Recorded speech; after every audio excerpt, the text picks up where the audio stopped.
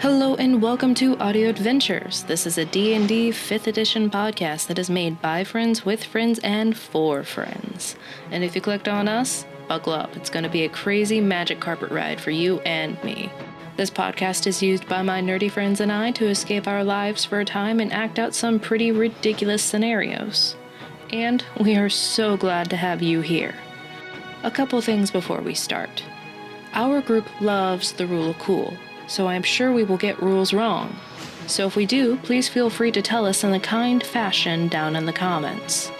Also, if you want to contribute to the fantastical world of Seblos where this campaign takes place, please make a comment and you may be seeing that kobold cleric in the very near future, along with your name in the show as well. Now, please grab a seat and some popcorn, and let's meet our Wandering Vanguard. Audio Adventures is a D&D 5th edition homebrewed podcast and may deal with triggering themes at times. Viewer discretion is advised. Trigger warnings can be found in the description. Previously on the Wandering Vanguard.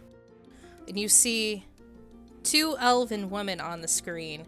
One of them, her hair is blue and it falls just below her chin. And the one on the right is red. And they both say, at the same time, in unison, "Welcome to Scrynet. At Scrynet, our leading show is mine, and you might have the chance to win this." And it looks sort of like a strawberry, like a golden strawberry, the golden snapdragon. Well, found him. We should enter that. Or some of you should enter that. Either way. I really want to enter. But where do we go? Well, why don't we all stay at my place? You see a short elven woman as she rushes out. She says, "Whatever do you..." And she stops. "Tavis?" Mom! I'm gonna run and hug her. That is where we begin. "Oh, my dear boy." And then she hugs back just as fiercely. You are taller than her. But she hugs back just as fiercely. And she says into your shoulder, "Where have you been?"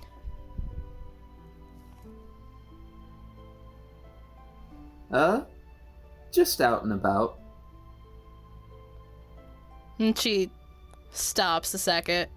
"Just out and about, huh? So, you..." And she says all of this just like not looking at you, but you see her arms just sort of like encircle around you tighter. Or you feel it. "So, you thought it was proper to leave your family behind without saying a word?"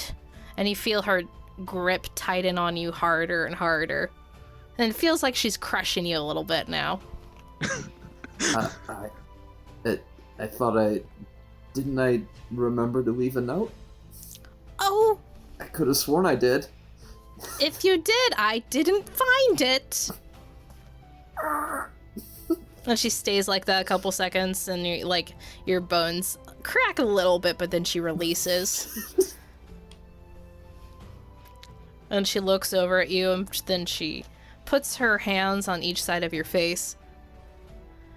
"Why on earth are your clothes in that state?" Well,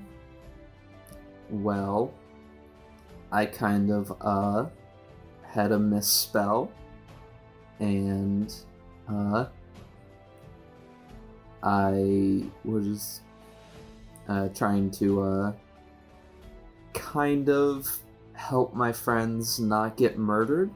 Well, Get murdered? They were burning, and I forgot to put them out. It's nothing. While he's talking, can I walk up and mend his clothes? Yeah, you just like from behind you, you just hear like donk, donk, donk, donk. And you just see And Tybalt's mother starts to look over at your left arm, but then like raises her gaze, or your right arm, your left arm, then raises her gaze, and then looks up. This is Tavis.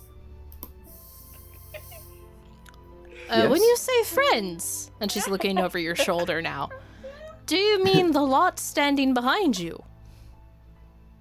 Yes. My friends. Ah. Well, where are my manners? Oh, sorry. Sorry, I was distracted over here. Yes, we're friends. You have a wonderful flower shop. And she looks over at you, kind of pushing Tavis aside a little bit, but when her hand makes contact with your left arm, she, like, pauses for a second. Thank you. And are you going to explain what happened to your arm, mister? Well... You leave, and you that's- come back chopped up. Figuratively and literally. I'd say finally sliced, but Well, it's... I mean, it wasn't really a big deal, but I may or may not have accidentally gotten a malevolent demon of some sort trapped in my hand, and it had to be cut off. And as you, like, say this, she's like, oh. And she just scrunches her face together and, like, does a face palm, essentially.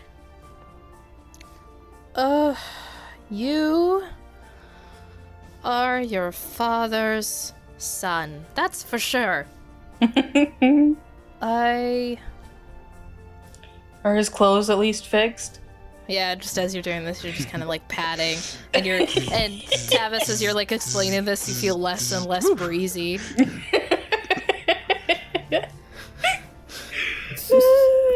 And Just be careful not to touch a scratch. I assumed I was behind him, so I don't think that's a problem. And she looks over and she kind of like puts her arms up. Do you know how much it costs to regrow your arm? You have to be careful. I know, but it was a really, really bad demon. I nod in agreement. Well, I guess your father won't mind it, but you have to be careful. There's only so much coin we have lying around. I understand. And she kind of huffs and like smooths back her silver hair. Well, and she smiles and her face looks to be just like 10 years younger when she starts smiling. I am glad to have you back, even though you didn't tell us, young man. And she holds open her arms for another hug. I hug her back. And she pats your head and then smooths it down and then scrunches you a little bit, but not nearly as tight. And chuckles a little and lets go. She looks up and around. Well, and she looks over at you, Tipperl. Thank you for your compliment. I assume you all need a place to spend for the night. Yes. I was wondering if we would able to make some room for them to stay. Oh, you know how many excess rooms we have, I imagine. I imagine we can find some place, and this is far too big of a group to share one room, Tavis. Oh yeah. You need to show them the Soldex hospitality. What? What'd you say? The what? Soldex. Oh. I guess we'll have to. And you would know this as the name of the bed and breakfast that you all own. Okay. Okay, yeah, that's right. I was like, Tavis, did you lie to us about your last name? No. Maybe. Maybe. No, I wouldn't. Maybe Tavis didn't want to go, walking around,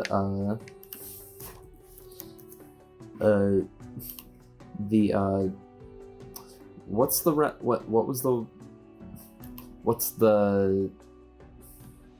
realm we were, The realm? yeah, So, where we just came yeah, from. so Not the Feywild. the Feywild is the prime material plane. So the material Okay. plane is where you all came from. Okay. Maybe Tavis didn't want to, be walking around the material plane, just with his real name going around everywhere. All right. Even though Tavis is technically his real No, I name. figured Tavis was. Smart. Very smart. Yeah. You were lying to them about your name this whole time? I mean, You told us it was Tavis Telgai. maybe. Tavis It Owl? is. Talgai. Shh. Owl? What? What? Yes. Oh, sorry. He's always liked owls. Yes. I mean, it was, what name could I come up with that I could walk around the material realm with?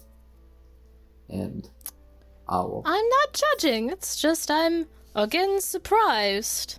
And As she you- laughs a little bit. As she says that, Talon kind of pokes his head out of my torso, and he does the whole bird thing where he tilts his head and it looks unnatural, but it's natural for a bird. Oh, you even have a friend who has an owl. Aw. Yes. She starts to come forward with her hand out. May I pet him? I nod, yeah. And she scritches, does a little scritch all around the head. Oh, you're a little good owl boy. Oh. And she stands up. Well, I was almost finished. But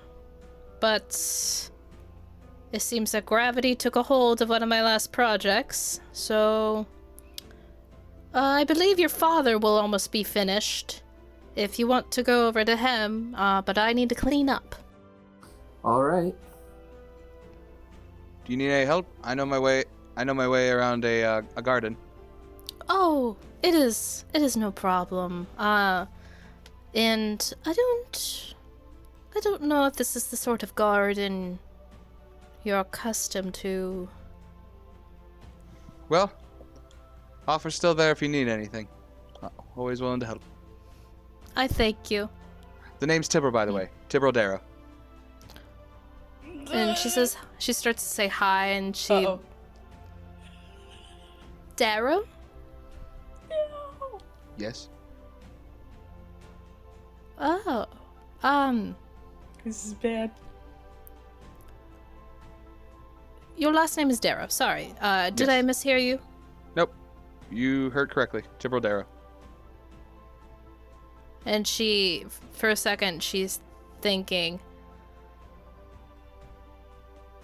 Oh, well, very nice to meet you. I need to go clean up.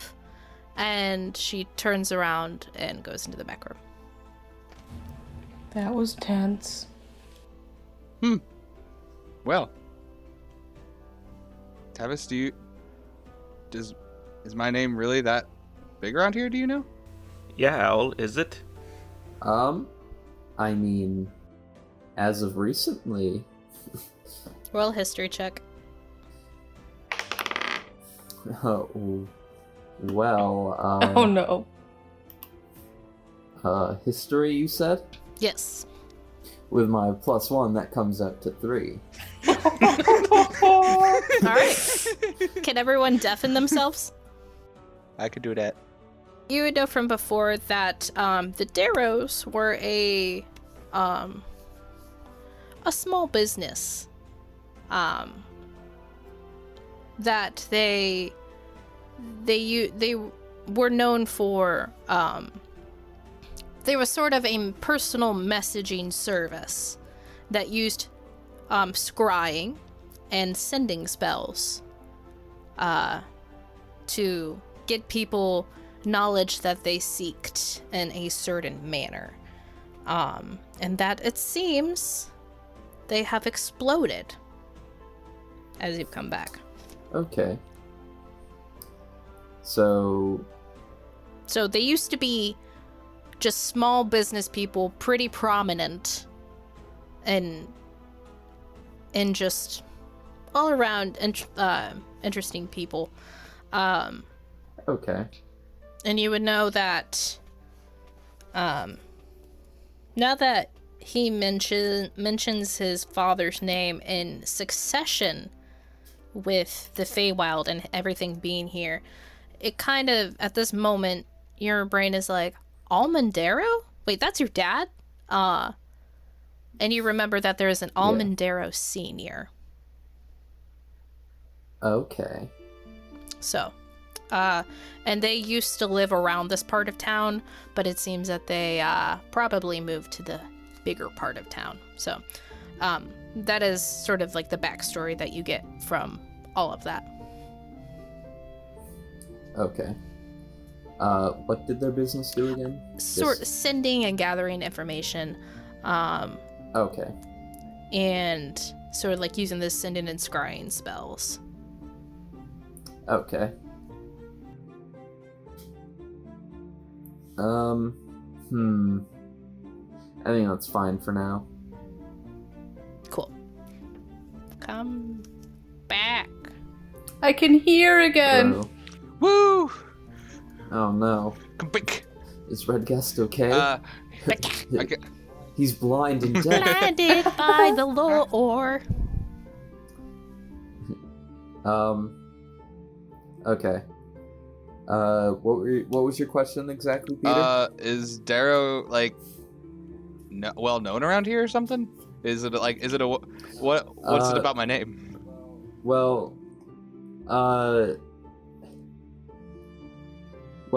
there's a family here, the Darrows, that started a business that would send and collect information. A family? Using sending spells. Yeah.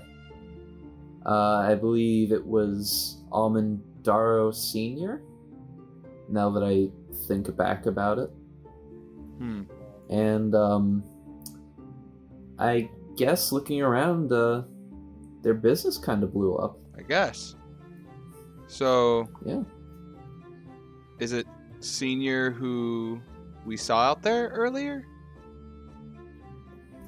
No. No. I mean, he'd be way older than that. Right. Do you think it's a bad thing for me to say my name out in public? I mean, I think people would just kind of find you a little crazy. Or, oh, he's just got the same name as this famous person, but also, there aren't many Darrows out here. Right. Except, the Darrow family. Right. Yes. Good to know. Yeah. Well, she mentioned something about your father? Yes. Why don't we, go see my father? Lead the way. I walk out, and I walk out the door, and I say, "All right, everyone, stick together. Don't want anyone to get lost again." And then I'm gonna walk right over across the street to his shop. Just to walk just across the street. I walk out and get lost. Of course, Tomb does. Roll survival. Do you actually want me to? I'm kind of just kidding. Yeah, do it. Okay. Do it. Well, we'll see what happens.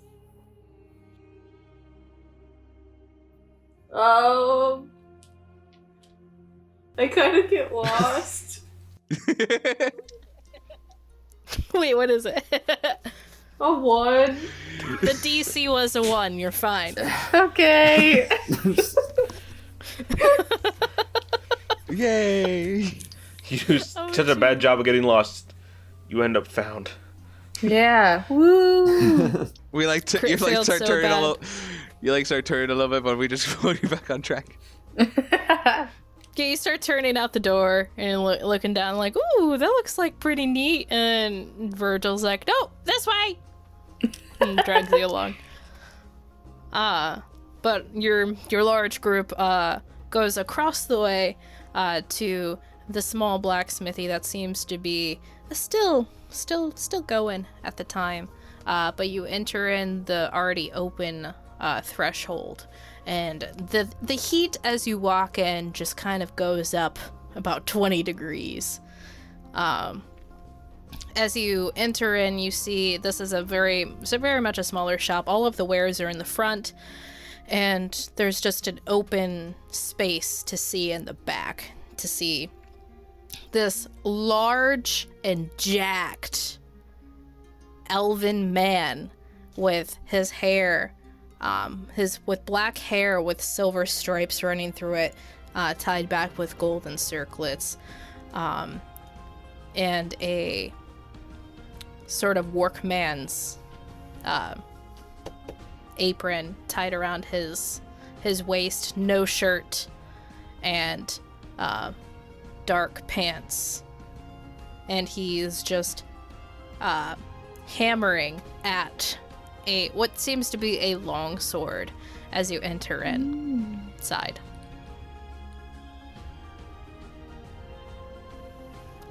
Ding, ding, ding, ding, Dad! ding. Continues. Ding, ding. I'm gonna walk up and lightly kind of punch him in the shoulder. Make a dexterity saving throw. Oh no. Okay. Okay. Dexterity. Alright, that comes out to 15. Alright, so you manage to tumble out of the way as he jerks his elbow back and almost just gets you in the gut, and then stops and looks over, and as his head turns, you all see a very broad and just face with very chiseled features looking over with gray stormy eyes that just looks very stoic. And he looks over. Didn't anyone say that you shouldn't? And he makes a confused face for a second as he blinks and then opens again.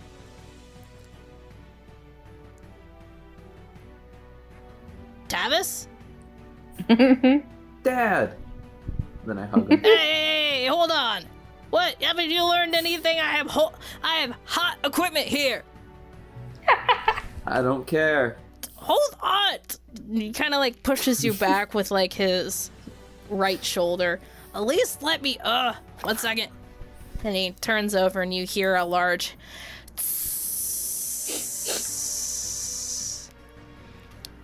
and he just puts his hammer back in the forge and turns over.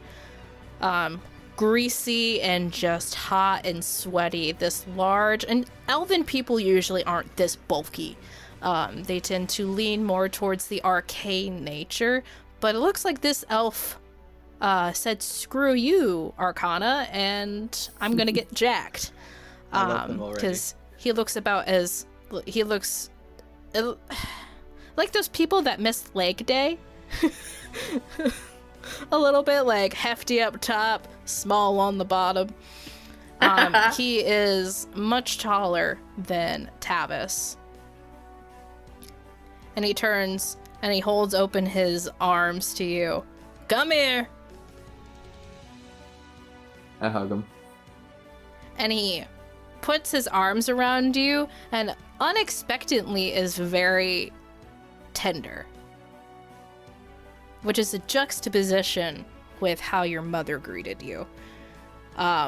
He's being very careful on how much strength he is using to encompass you, but you can see that he holds a long time, and then he like kisses the side of your head. So you finally decided to come home, huh? Ah, you lost an arm finally. Finally? Yep. Oh, who's this? And he looks up as Tibble shouts over in confusion. Oh, hi. I'm Tibril.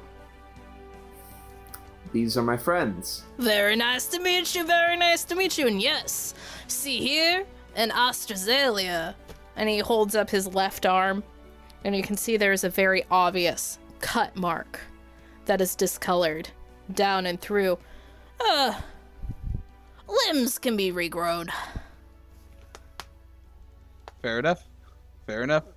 I lift my arm that Ziona fixed, and I look at it for a second. Wait a minute. And the thing that's going through my head is like, can I grow back limbs? Well, what do I owe this pleasure of my 1, 2, and he starts like counting 1, 2, 3, 4. My 18th kid coming back.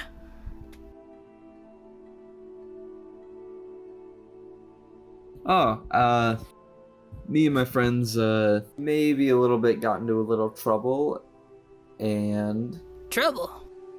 we needed a place to rest for a little bit, and I said, where better to go than back home? Well, why don't I lock up shop? I'll take you back home. I'm sure Viseria would be happy to see you. Although, I don't think she even knew that you left, so I'd be careful. And he turns around and starts collecting items. While this is all happening, Tomb remembers that he did regrow his left arm when he woke up with the wooden one. And he just kind of like... Too big brain. You kind of like see him. He puts down his left arm and his eyes flicker a little bit. And if he could express satisfaction, that's what it would be. Oh my gosh. That's actually partially because I forgot that his arm was regrown. And I was like, oh, wait a second. Yeah. Wait a minute. Right. That's a whole character thing for me. I forgot. Yeah. I want to animate a TV show about Tomb and his journal and his thoughts. Oh, I'd enjoy that. Can we just have like a segment that's just Tomb's thoughts? And it's just a bunch of sounds of someone scribbling. Yeah. Huh, I regrew my arm. Wow. If that's all you guys, if you guys just want to wait for him to get all of his things together, he grabs a leather bag and strouds it over his shoulder. After taking off his workman's cover and putting it on a hook, and you guys just see that he is very ripped up top. And he grabs a sleeveless sort of coat that goes down to his ankles. Ready to go, friends? Or did you all want to buy something? Nothing for me, thanks. All right. Really? I don't wear armor. And I'm made of armor. Okay, Tim. All right. I make armor, I make shields, I make swords. Damn better than anything I've ever seen, but that's me. All right. And he starts walking through you guys. That's fair. Like, you don't know how tempted I was for Tibril to pull out his sword. I was like, I got mine covered, type of thing, but I didn't. I know, I thought about I'm showing afraid. him the sword that's on my back, because maybe he could sharpen it for me. Oh, there you go. You got a blacksmithy. It's true. And he waits for all of you to exit the shop, and he closes up by just simply closing the door, not even locking it. He's like, all right. And he looks over at you, Tavis. Do you want to do the honors and lead the way, boy? I shall. All right. It's a long distance, guys. Be prepared. We've been walking for a while. I If think I- to myself, because I can't it's speak. gonna be. Sorry, go ahead. Yeah, sorry guys. It's gonna be a little bit ways to walk still. Fair. Fair enough. No worries. Yeah, it's fine. We've walked this far. Mm-hmm. What's a few more steps? Yeah. I lead everyone outside. All right. And you lead everyone outside. And Do you want to explain it?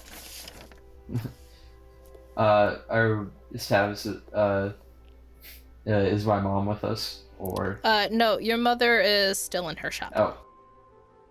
Oh, okay. And she can make it back. All right. Tavis is going to start leading everyone, and we're gonna head down the road, but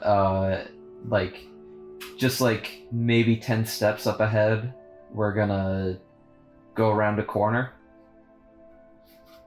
and then we're gonna walk for about 60 seconds, and then I'm gonna stop, and then I'm gonna say, "Here we are."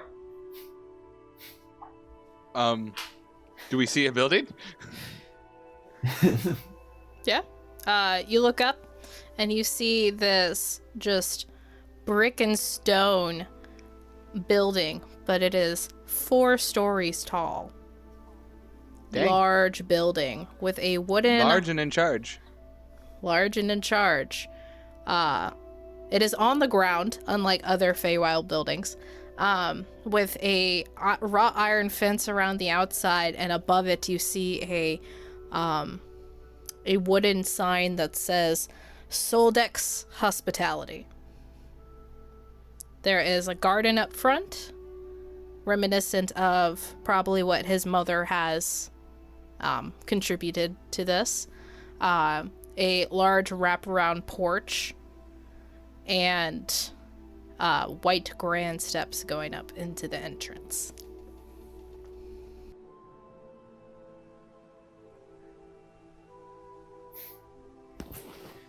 I lead everyone inside. You lead everyone inside, and as you go, Tavis's father says, "Oh, where are my manners? I am Aurelius Soldect, everybody. Very nice to meet you all. Can you spell that? THAT. E-E-R-E. Oh, whoa. L. Peter threw me off. What? Let's can you start again? E-R-E. E-R-E. L-I. Wait, I threw myself. Sorry. So E-R-E-L-I-A-S.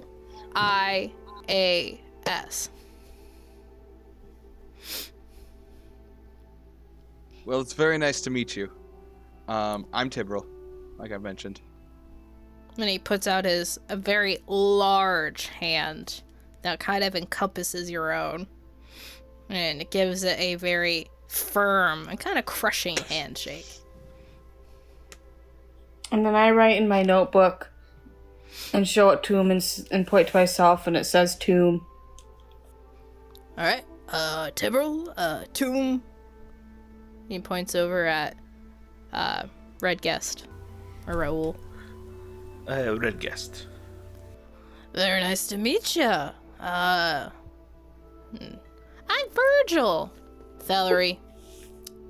Hello, I'm Ekman. Hello, hello, hello. And he nods at everyone. Never thought my son would have this many friends, to be quite honest. And he walks in ahead of all of you. And as you guys pass through the threshold of this building, you see just very nice sort of mahogany everything. Right as you enter, there is a small wooden desk where you see another medium-sized elven woman sitting behind. Very similar looking to Tavis. Black hair with silver at the tips, except her hair goes long and falls past her shoulders. She has the yellow witch hazel eyes of her mother, and the chiseled jawline. Chiseled jawline. The chiseled jawline of Aurelius. And she's just looking down and doesn't even look up when you enter. Seems like she's just drawing something. And she says, "Hello, and welcome to Soldecked Hospitality. I am, Visario Soldecked. It is nice to meet you. How many rooms would you want today?" And she looks up. Tavis? Hey!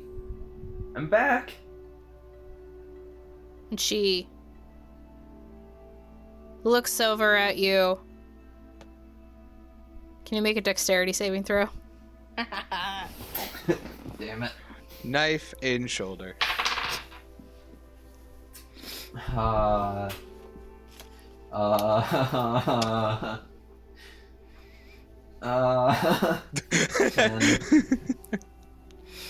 Alright. Cool. You just barely miss the pencil that she was holding. As you duck to your right, and it hits Tomb in the chest and makes a loud clang. And Yes. You look up and she sees, and you see she just storms to the back of the house without saying anything. Ouch. Your father says, "Kinda figured." Yeah. Well, I could get you checked in. All that sizzles down, cools off. He walks awkwardly behind this podium that is way too small for his stature. Alright, yeah, it looks like we got some rooms available. How many rooms do you want? What do we want to do? Do we want to room each other? Or do we want to... I can bunk with somebody. I mean, you and Ekman can bunk together, then we can do... I guess Tomb would probably stay with Virgil and Valerie.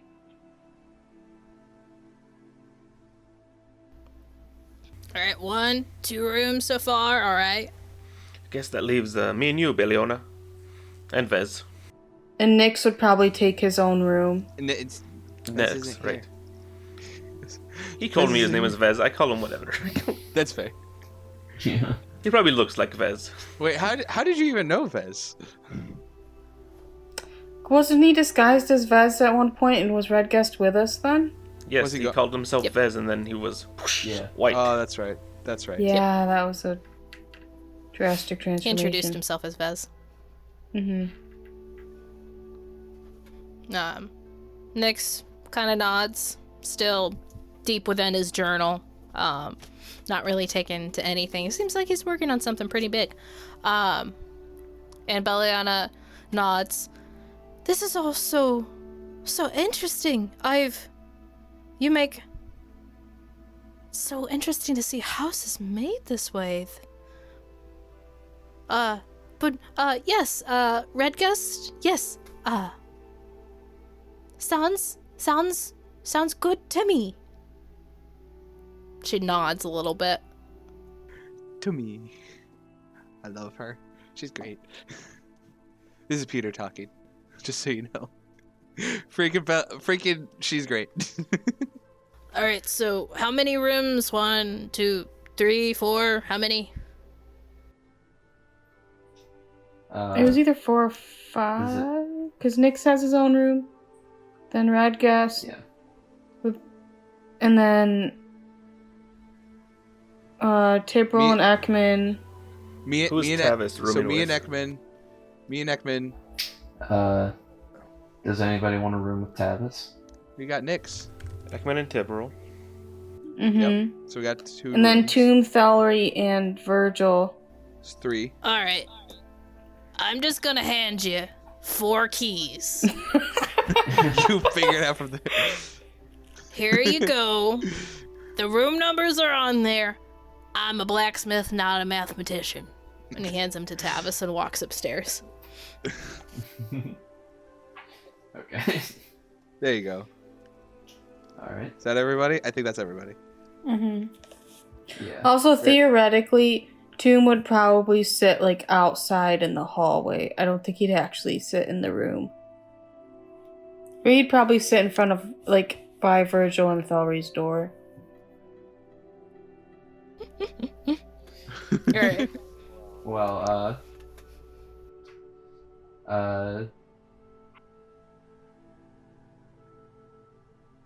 I'll lead everybody to their rooms. Alright. I'm gonna give you guys a couple minutes to decide what to do. This isn't the first time we've been in, like, an inn, or... Right? No. We've been in multiple inns. Okay. Cause, well, there were a few inns, and then we had a lot of camping. Which... I don't know, Tomb, if you're going to want to go, but Tibro's going to be going to the library a lot. Yeah, I'll probably come too. Because I want to figure out where the arm came from, and I gotta find the person who gave it to the guy that I bought it from. Right. Well, I also still haven't technically investigated it to see if there's a number on it or not. Right. Well, now that I know, Daro is a, fairly popular name, I want to figure all about that. Because, Yeah. Also, I read Sam's thing. She forgot to mention something about the victor. What the victor gets. Uh-oh. Here we go. Those who win will have a chance to win a golden snapdragon and a chance to meet Almondaro himself. Oh! Do we compete as a team or Sam? That's what we gotta figure out. Or do we do it separately? It's probably separately. And I hope you guys would be friendly. I hope you guys are friendly enough to let Tibro win so he can see his dad. Yeah. However, we also gotta figure out, though, that in order for you to win, like, if your opponent, like, if it's like a whole gladiator thing where, like, the opponent kind of dies, right? Then I think that would cause a little bit of an issue. Right. If we all joined. It'll be a little hard to throw it in this death race. Yeah. Oh, query, Sam, because I read that book about the potion brewing and stuff, right? Would I get a proficiency in nature by chance? Because I'm not proficient in nature for some reason. Dang it, I thought I'd ask. It just helps your skill level in making potions. And your ability to find better resources through the knowledge you learned through your book. Fair enough. You party deaths as a sacrifice right against the willing to make. Oh gosh. True. Tomb Well, Tomb would be one of those sacrifices. Nope. Oh my You're not- gosh. Timbrel's not killing any of you. Ekman's like, oh, I die. I could fake my death. It's just- That'd be so easy. yeah, just jump off a magic carpet. It'll be fine. No. I could make it look like I'm dead. Oh, okay. That's fair. Well, benefits of a necromancer, right? Fred Guest is frightened of Tomb. You should be. No, I'm just kidding. He's a softie. You should be scared of me. It's just a little cinnamon roll shaking his fist at the world. All right. So the first key that you get is on the second floor. The second key is for the third floor. Fourth key, fourth floor. Third key is fourth floor. And the fourth key is back to the third floor. So you have 2 keys for the third floor, 1 for the second, and 1 for the fourth. Okay. Me and Ekman can take the 4th floor. We can walk up the most steps. Yes, I don't want to miss Lake Day like your father did. No shade. Just very I'm just gonna top-heavy. I'm just gonna lean over and be like, imagine all the romantic views that we'll have. Oh my gosh. Being all joking with him. Ekman stops talking. Is like, well, we better go. We better go. Starts walking up the steps. Wait, toss me the key, please. I hold my hands come out on. to catch. We'll break down the door if we need to. I'm stopping at the bottom of the steps, holding my hands out for the key. Damn it, Zach, you have the key. I forgot I had the keys. Holding the keys like, wait. I tossed the key to Cool. Tipperel. Catch it. And I walk upstairs. I'd like to take the second floor room for Virgil, Valerie, and me. Okay. That's fair. Cool. And then I'd just sit outside. Well, Belliona, Okay. do you want the 3rd floor or the 3rd floor? Huh.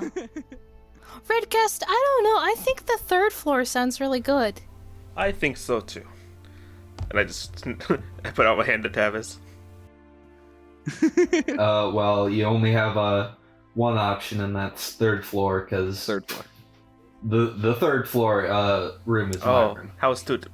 So here's your 3rd floor room. Thank you, Owl. I start heading upstairs. You're welcome, Red Guest.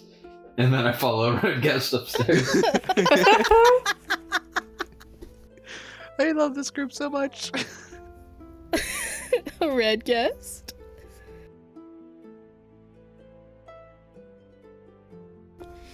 Yeah, so all of you disperse up the stairs, making jokes with each other the entire way.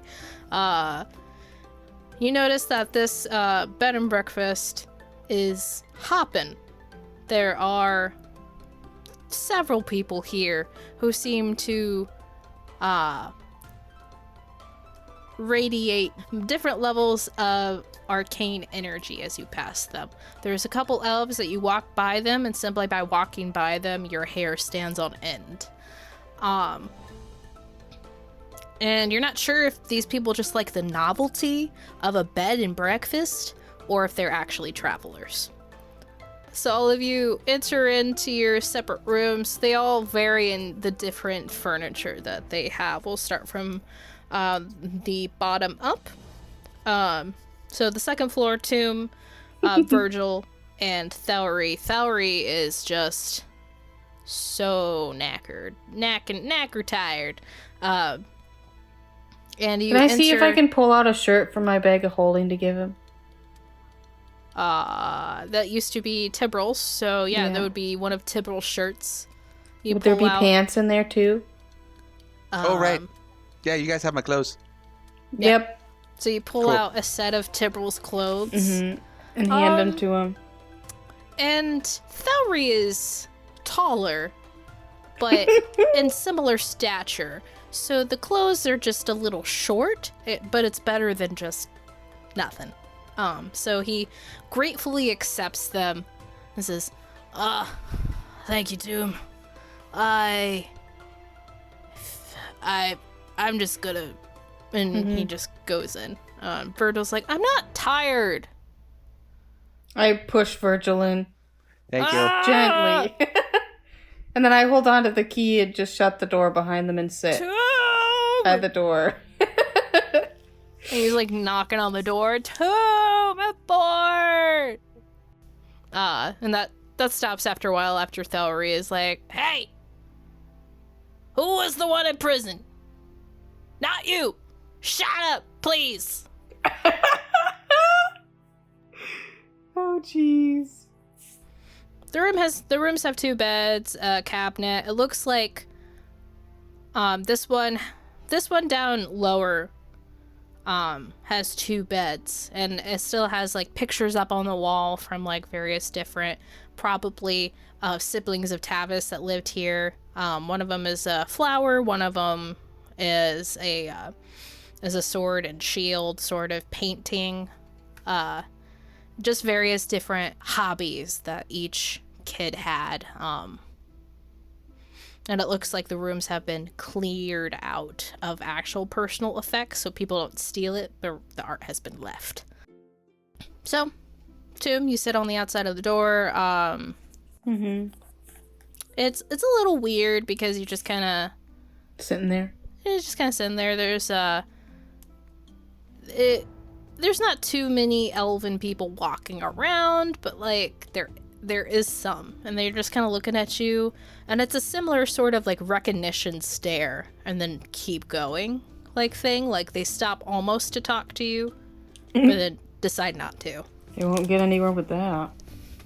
They don't know that. Yep. Going up to the 3rd floor, Tavis, Redguest, Belliana, and Nyx all meander on up there. Redguest, Belliana, and Nyx, you all open the door and you see that this room is it is painted green, like very green. And this room has 2 bunk beds on each side. Like maybe more siblings had to share one room. And there's it is just a very green room. Some of the green paint has like tiny flowers painted into it. It seems like very handmade flowers as well. Like the people who lived in this room were artsy and spent their time literally painting the walls. These are very nice. Redguest says, remembering he's the only PC there. Belliana looks around. Whoa! This is so cool, Redguest! Do you want the top bunk or the bottom bunk? I could sleep on the floor if you want. No, you're in the... How? In. You should feel like you're adventuring. And one of the perks of adventuring is you get to stay in nice places sometimes. Oh, what did you say before? You kind of, mumbled a little bit. I couldn't hear you. I couldn't remember Tavis's real name, so I just mumbled the name. Oh. Well, that's okay. Sometimes I can barely remember my whole name. And she goes over to one of the bunks.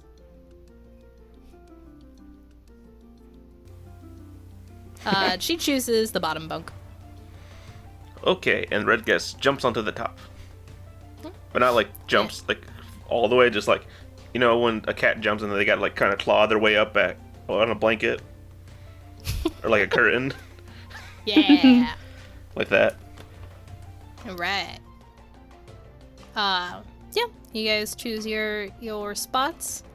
And Nyx goes to the other side of the room and just kind of sits on the bottom bunk and rolls over, still writing, never looking up. And we move on over to Owl, or Tavis. You go down a very familiar corridor after you enter the steps, sort of like those like situations where you go up the steps and there's like a U where you can go down either side away from the stairs, or there's a corridor right in front to the right of you. And your room, where Redguest and Belliana and Nyx went to your left, and then the first doors that they could enter into, you continued forward and down that said corridor. And at the end of the hall, your room. I walk in. Would you care to explain what your room looks like?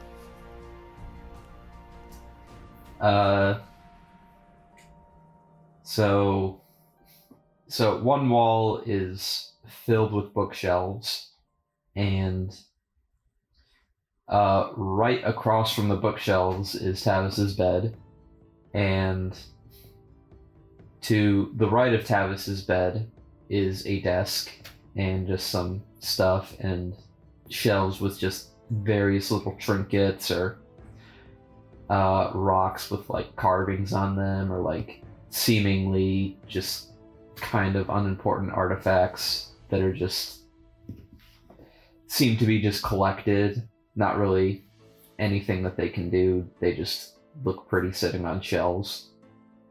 And across from that wall is kind of a little reading nook. Nice. And you can kind of figure out that with your cover from the Order,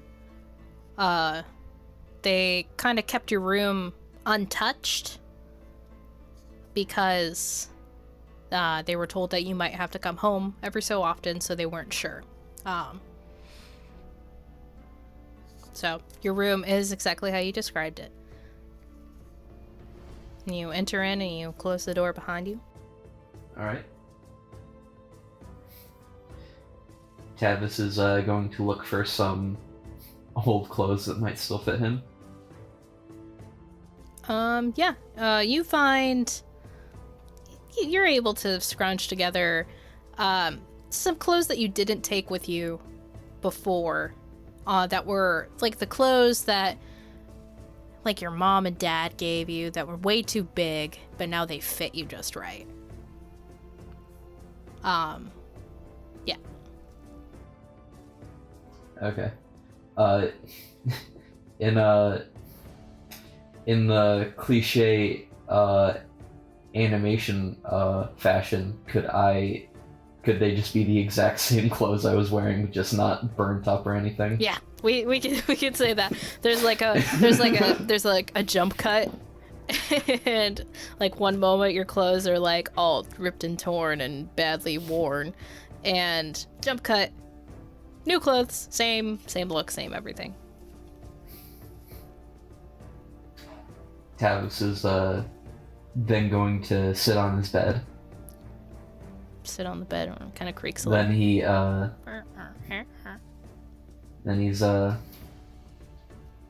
gonna look under his bed, and he's gonna see a little box sticking out. Then he's gonna pull that box out. And he's going to pull out a cloak with a hood. Mm-hmm. Kind of just made of feathers and like brown feathers, gold feathers. Feathers. And he's just gonna put it on. Put on the cloak, remembering the moments that you got it, what sort of memories that it holds with you and your family. Kind of look at the feathers. It's finely made.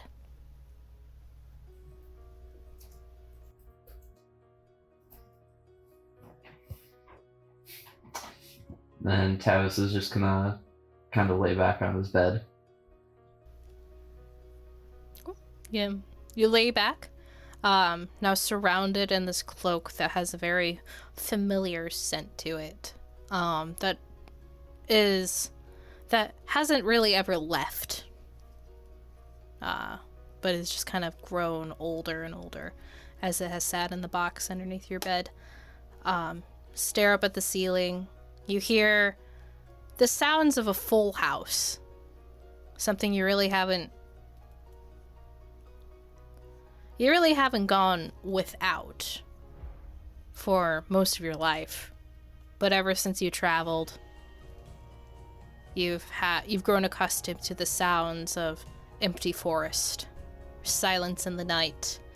And that has become like your new sort of everything is okay feeling. And now, coming back to this sort of sound, you know that it's not the sounds of your siblings around you, but it's a very nice feeling nonetheless. And Tavis is just going to sit like that for a little bit.